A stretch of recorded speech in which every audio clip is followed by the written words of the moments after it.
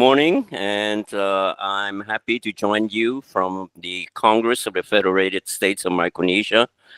We are a small country in the middle of the Pacific, and even though we are a small country, we're quite isolated. We're quite aware of the need and of modernization, and we've been doing that. And one of the big impetus of our efforts has been the COVID-19 crisis, which we've been doing things the same way, for the past 20, 30 years. And suddenly with COVID, we were faced with the need to modernize, and that has created an impetus for us to do a lot of things.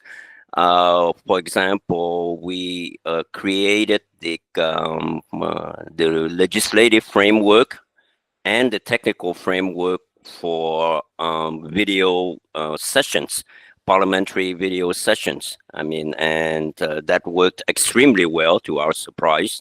And we were able to ride out the COVID-19 epidemic and still function as a parliament using remote control. We were able to set up software just to talk and more importantly to vote remotely.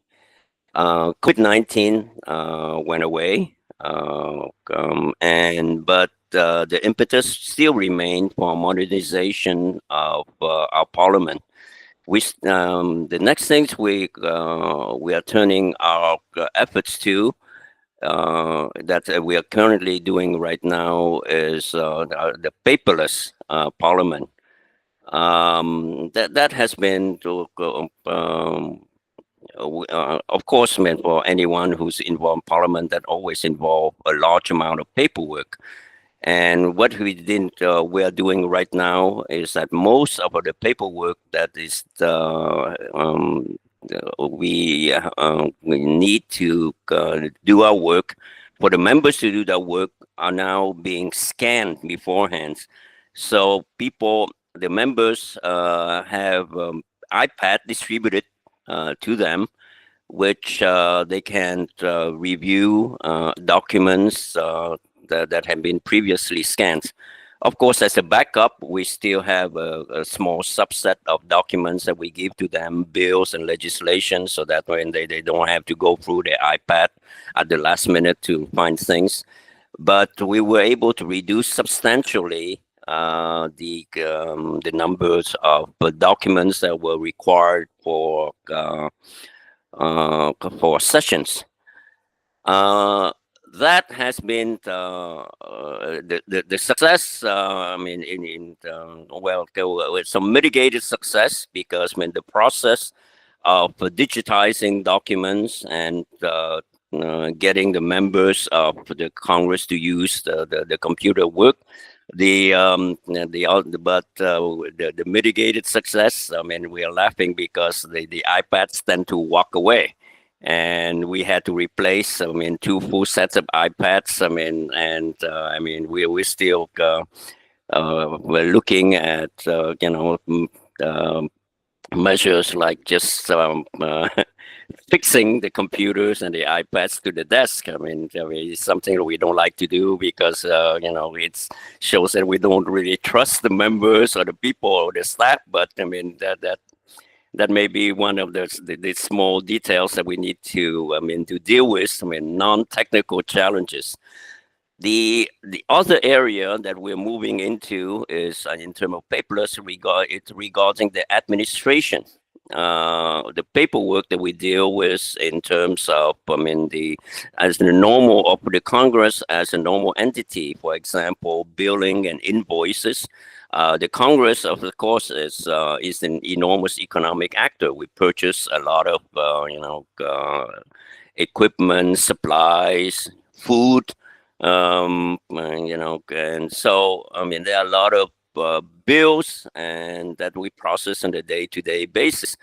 We have contracted to build custom-made software, basically for paperless processing of invoices and other administrative paperwork. That is working very well. In terms of getting our staff here, our secretaries, our staff, our financial people trained. Unfortunately, the system is not, thing, because I mean, right now we still have a problem with the connection with the Department of Finance. The original idea and the design of the process is that, I mean, everything is going to be done digitally. And invoices, when they will be as they come in, for example, invoice request for payment or will be scanned and would be in a computer, and all of those the process of approvals of the different documents will be done online, so that, I mean, there is no loss of document, which is one of the main problem we have. I mean, loss of document in when we go from office from one to the other and to the Department of Finance for final payment, which is, I mean, it's about a kilometer away. I mean, the Department of Finance, and in the current situation where I have to do it manually, things sometimes just disappear. I mean, en route. So that's the number two. The number three, which is which is really my the something I'm trying to get people interested in, is the introduction of artificial intelligence in our work. Of course, I mean, we've been, we at this time in time don't have yet, I mean, kind of a global, overarching artificial intelligence strategy, but this is something that our everybody here, I mean, at least at the staff level and my level, I mean, is interested in introducing. And from our main goal, I mean, the thrust I'm having, of course, is wants to have people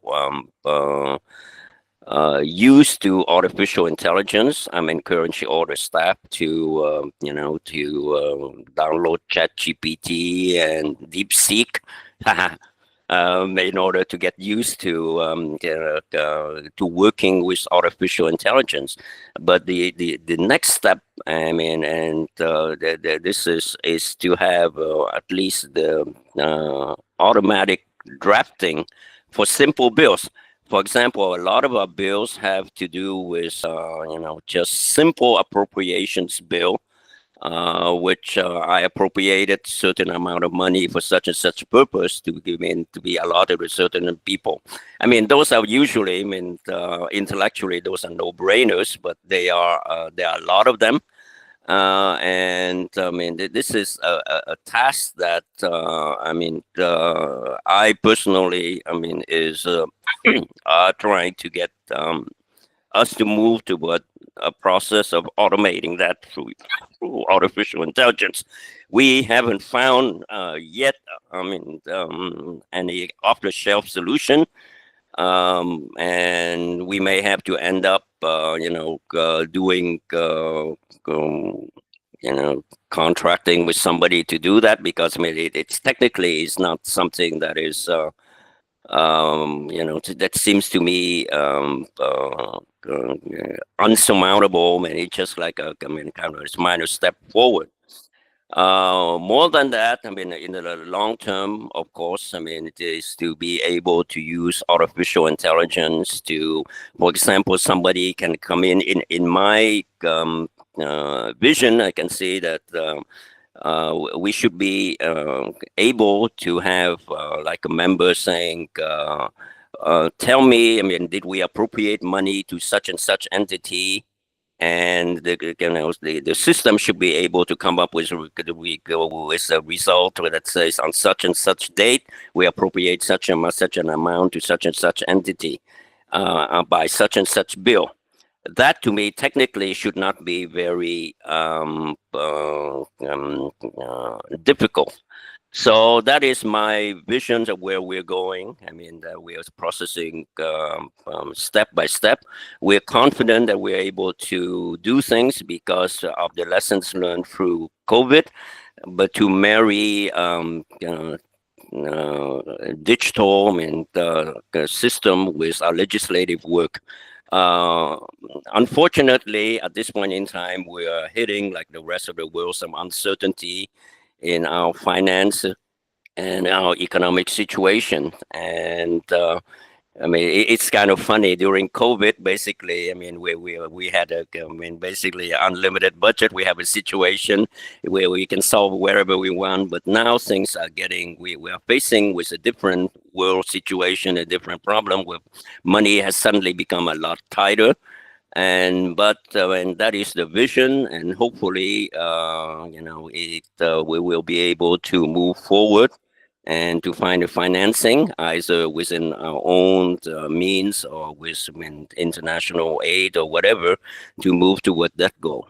So that's basically, in a nutshell, what we're doing as Parliament here to keep up with the time.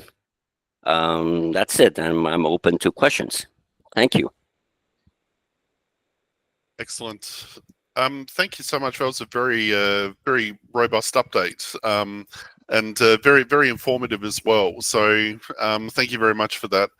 Obviously, with the paperless Parliament, it must be a challenge. We've worked with a lot of different parliaments around the world, and we've always sort of found sometimes paperless, to be completely paperless can be very logistically complicated as well. So obviously, I think with the introduction of potentially artificial intelligence and a range of other things that could potentially help, but I think it's like the human aspect of sometimes members of Parliament like to bring into the chamber, a piece of paper and to wave it around and whatnot as well. And it's like it is an interesting concept. So how have you sort of gone about the change management side of things for staff and for members as well, specifically members, in terms of a training aspect, and how important is that as part of your digitization and your paperless approach? That is very important. For example, we had some extensive training with the members for them to learn iPad. And to access the documents, and of course, well, at the point after the training, everybody claims that they know what they're doing, but we're faced with they like to wave paper around to make speeches. And like I mentioned, a lot of time we ended up having to provide a subset of the documents, not as many as before. Before, for example, all the supporting nowadays, what we do is that we provide the text of the legislation in hard copies. For ease of reference, for they have online. I want to make an amendment on page 3, line 5, or whatever. It's easier to have it on hard copy, and they can make notes. But a lot of all the supporting documents for the legislation are now digitized. We don't have to provide them with on the desk. We had, in terms of acceptance of the technology, it has been actually easier than we thought. People were quite open to the use of computers. Now, like I said, the challenges is something as stupid as people walking off with their iPads. We had to, like I mentioned, replace 2 sets, but that is, kind of a human factors things. The staff, we also had to, train extensively the staff, where we had to bring in, expert and the people who make the software. We're talking about the paperless administrative system now. Like, we train the staff even before we're starting doing the technical connections. For that internally, they know what to do. And then I'm confident right now that everybody, it took about 1 year. We had 3, 2-day workshops for basically the entire staff of Congress.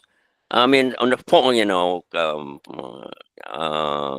we were lucky because we are a small parliament. When we say the entire staff of Congress, we talk about 50 people. We're not talking about 1,500 people. So, that we were able to do it. So, and now there remains a technical challenge to connect the system with the Department of Finance. But once that is up, I mean, I'm convinced that, we bought the hardware, we bought new computers, everything is ready to go. I mean, waiting for the plugin. And we're quite looking forward to having the system up and running sometime this year. And but with the ironing of a couple of technical challenges. Yeah, no, it's very, very insightful. Thank you very much for that. I think it was sort of resonating with me as well when you were saying around how you're sort of getting members or like other sort of staff to actually use ChatGPT to get them familiar with concepts around AI. And I think, it's interesting. We've just recently launched our sort of AI version as well. For our sort of parliaments that we work with is, in terms of dashboards and, what does a my member experience look like as well? And it is, what we're finding in terms of a lot of the feedback is really the usefulness of how we can actually now interact with that data that you're actually digitizing as well. So some of the advantages we've been seeing is like, for example, a new member of parliament, comes into Congress or whatnot. They, have to digest a lot of information to even be effective, as a member of parliament. What are the rules? What are the procedures? What are the, how do I lodge a bill, or how do I make an amendment to a bill, or how do I move a motion, as an example? And, just simple things such as, well, you have a handbook, and, what can you actually then search across, in a meaningful way to say, how do I lodge, a motion, or how do I make an amendment to a bill, and present that as an example. Simple things like that becomes, I think, really valuable, at a basic AI level, which is really quite interesting. Like in terms of like your thoughts, in terms of the use of that sort of artificial intelligence, you sort of briefly mentioned around bills and, like the appropriation bills, or like, those sort of other elements. Like, what other sort of use cases are you thinking about in terms of the adoption of artificial intelligence? Because now that you have been digitizing all your content, you obviously have a lot of data, which could be surfaced through those sort of techniques, as an example. Like, what are your sort of plans in terms of, the use of artificial intelligence, in the next 12 months? Well, like I said, I mean, for our main goals has been to digitize. I mean,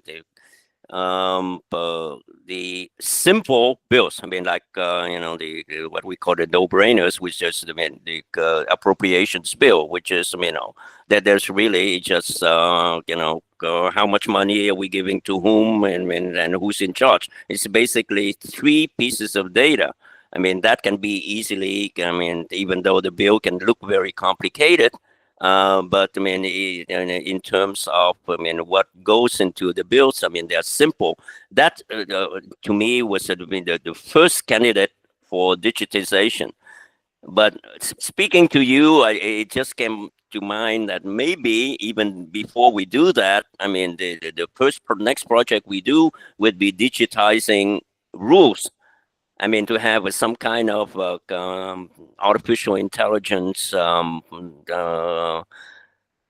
system that will tell the new members about rules. How do I do things? It may even be easier to do than just to have the legislation, because of the volume of data. The rules are a lot more.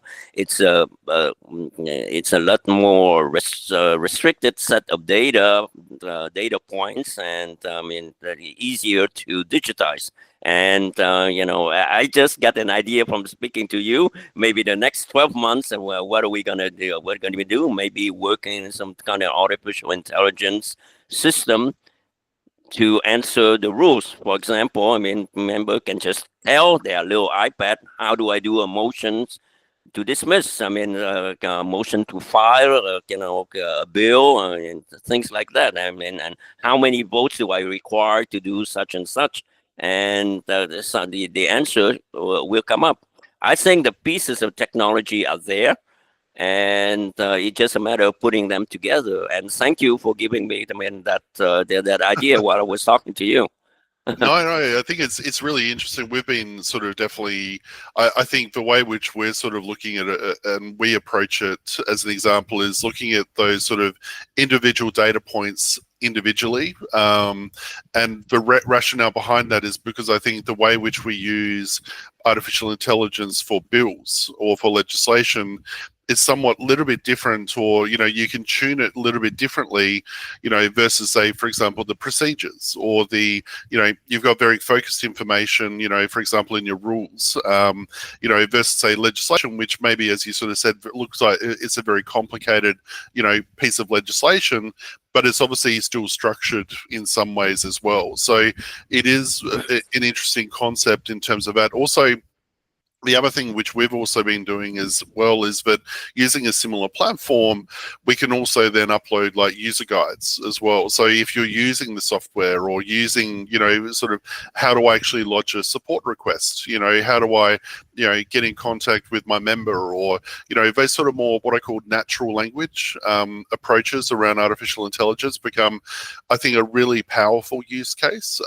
Because I know that we talk a lot about, or we have talked about, sort of speech to text, other sort of, things which I think are more mainstream now. But I think it's quite interesting when we actually look at then the actual functions of a Congress or Parliament is not just a speech to text, or not just transcription as an example. There are a lot of very intricate processes that take a very long time, I suppose, to develop an understanding of. And I think the use of artificial intelligence is one of those areas to really, I think, upskill people as well, becomes an interesting concept. So even from a training point of view, what are your thoughts around potentially using, that as a training tool as well?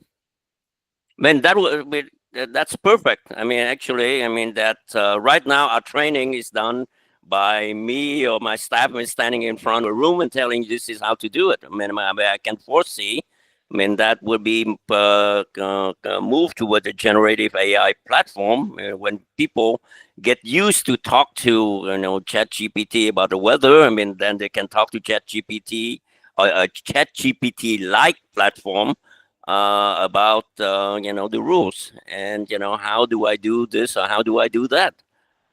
Actually, then they will start firing me or something like that. I'm not useful anymore. No, not at all. Like I said, I always sort of think that AI is definitely a supplement to your work. It's not a replacement for your work. We've had a lot of conversations with other parliaments as well, where people are worried about the impact to their jobs, etc. And the use around artificial intelligence and the impact is is this going to affect my job? And they always sort of, unfortunately, with humans, we always think about the negative connotations around it first before looking at the positive. And I think change management is a really important aspect around any adoption of new technology, digitization, and a range of other things around that as well. So not just around the use of AI. So so in terms of for example, when you were rolling out the iPads and a range of other things, did you have resistance to from some of your members or staff, from the introduction of digitization as an example, and what were your sort of strategies to potentially help with those negative connotations and turn those into more of a positive movement? Well, like I said, when our stroke of luck, if I can mention it, it's COVID-19, which has basically forced everybody to start using technology.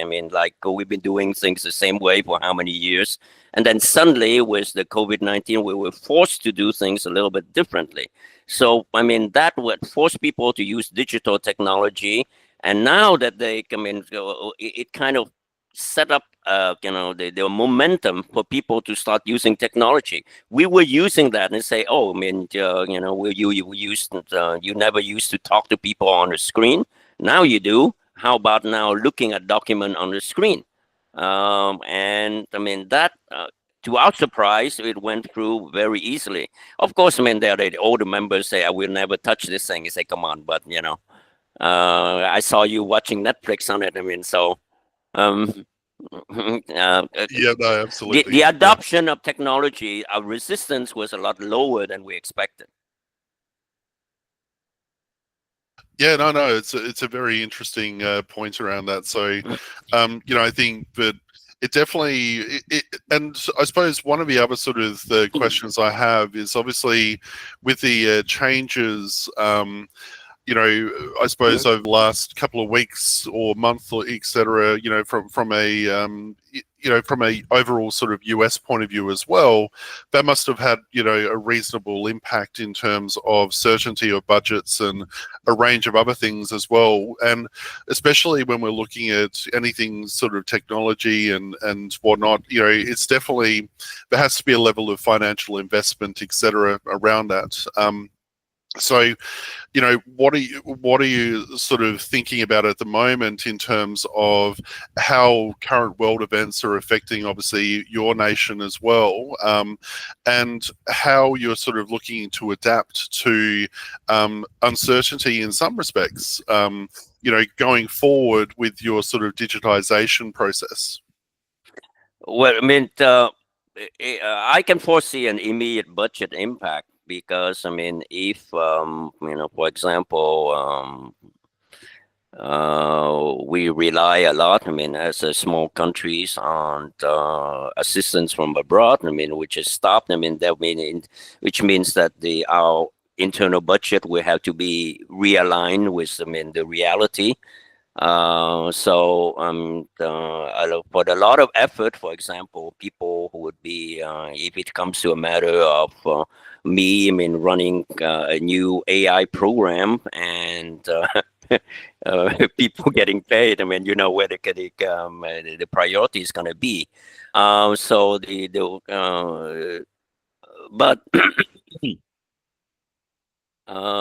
so I mean, this is the current world is rather challenging. We don't know how we go, but on the other hand, you can have to make the argument that we have to be more creative. Maybe we have to make our operations more efficient. We have to learn to do a lot more with less, and that, I mean, would be as a result, we have to probably spend, you know, a little bit of money in order to come in to do this AI thing, in order to do things a lot more efficiently, precisely to respond to the current world events.